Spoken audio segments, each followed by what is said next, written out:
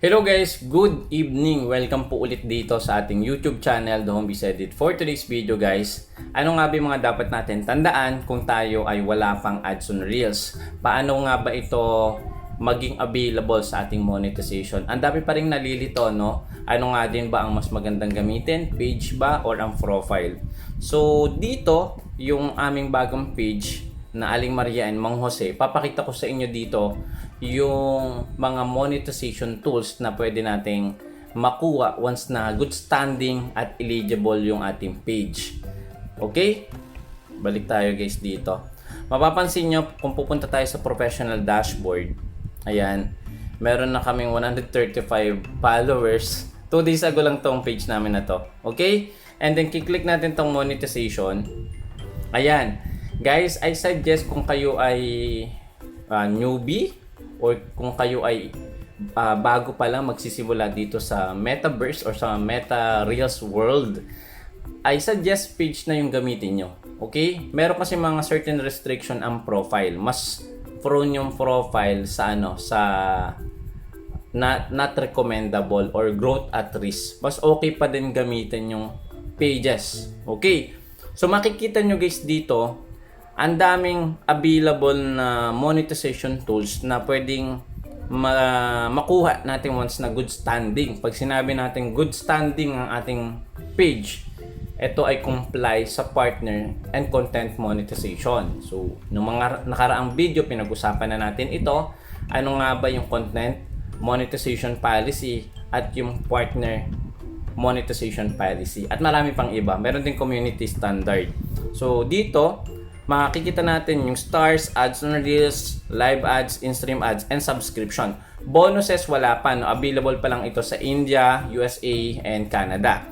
Ngayon, kung makikita nyo guys dito sa ads on Reels, ayan, etong stars, wala tong option pa, paano nga ba maging eligible dito. Pero sa stars na unlock to kapag 1 month, alam ko, 60 days no or 30 days yung page or yung profile. Pero wala ditong naka-specific na requirements kung ano nga ba yung mga kailangan natin mapuno. So dito sa ads on Reels, ito yung mga dapat natin tandaan. Okay? Ito ay invite only. Okay? Huwag tayong maging excited. Ito ay invitation only. Ads on Reels are only available by invitation, but you will be notified of any updates. So dito, kapag tayo ay nagkaroon na ng mga followers, and syempre dapat mag-upload tayo ng videos natin.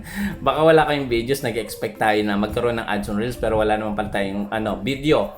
Included na dito guys yung in-stream ads, yung live. Dapat mag-live tayo. Okay? So sabi dito, if you have recently met all criteria, allow up to 2 days to get access. Kapag na-meet na natin yung requirements, ito yung mga requirements guys. Ayan, pakita ko lang sa inyo. Okay? Ayan, wait lang. Ito.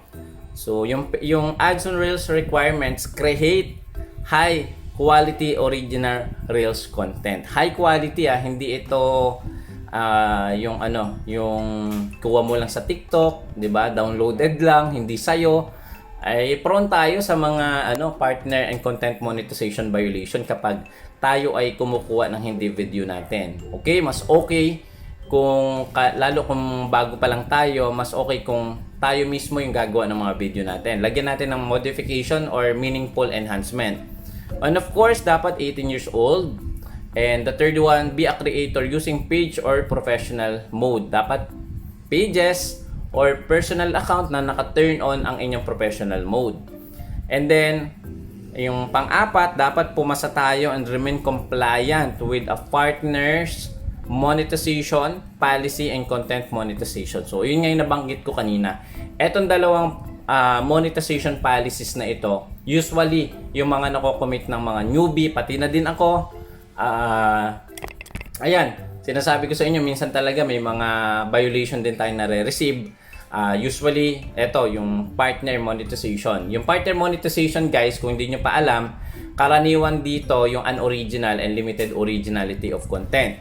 You must be invited to the program. So, Ganun din, dapat tayo ay good standing yung account natin. Wala tayong recent violation, wala tayong community standard violation. Pag sinabi natin community standard, ito po yung isa sa pinakamabigat na mga violation na pwede na maging dahilan kung bakit hanggang ngayon hindi ka pa invited kahit na-meet mo na yung all requirements dito. Okay? Ito yung ito yung sample ng ads. Ayan, makikita nyo dito yung ads habang meron kayong short video, may nag-a-appear yung post loop ads and yung banner ads sa may ibaba. Okay? And then, alam naman natin, pag tayo ina-invite dito, syempre, dapat, tayo, maging consistent. And of course, dapat, committed tayo sa ginagawa natin. Okay? Be simple, authentic, and fun. Spark inspiration. Create original content. Palagi na lang sinasabi ni Facebook dito, create original content. And of course, syempre, alam naman natin, ang dami ding na mga creator na still lumalabag sa ganitong mga policy. And yun yung dahilan kung bakit hanggang ngayon wala pa rin tayong invitation. Okay? So, lagi natin tatandaan guys, no, mas priority ni Facebook or mas mabilis tayo may invite kapag tayo ay comply. Okay? So, kung sa tingin mo lahat ng video mo ay comply, pwede mo naman yan i-request for a review. May tinatawag tayong request a review. Okay? Kung meron ka ng 1,000 followers within 30 to 60 days, and of course, meron ka ng live videos, meron ka ng uploaded videos, pwede nyo yung i-request kung kayo ay complete na sa requirements. Okay? Again, ito ay invitation. Pero kung sa tingin mo, ikaw mismo, tanggap mo na qualify ka sa ads on Reels pero hindi ka pa binibigyan ng Facebook, pwede nyo po yung i-report a problem or send for a feedback, no? Madali lang naman guys mag-send for a feedback dito. Hanapin lang natin guys dito sa may ibaba yung creator support, or kung walang creator support, pwede tayo guys sa professional dashboard. Ayan. And then check lang natin dito yung wala dito. Wala. No, inalis na din yung professional mode support. Wala nang professional mode support ngayon. Tinanggal na din. Ang meron lang talaga creator support, no. So dito pwede tayong mag-send for a feedback. Ito. Ayan. So mo lang dito, state mo lang, or pwede rin technical issue, no? Or pwede din talaga dito sa monetization. Make money with Real Stars and FB ads on Reels, then contact us. Ayan. And then, eto guys, yung products support. Ayan. Describe mo lang dito kung ano nga ba yung wala or yung reason kung bakit ka nag-send ng appeal sa kanila. And screenshot nyo na din yung inyong requirements and yung mga videos nyo, yung profile link nyo, dapat i-paste nyo dito.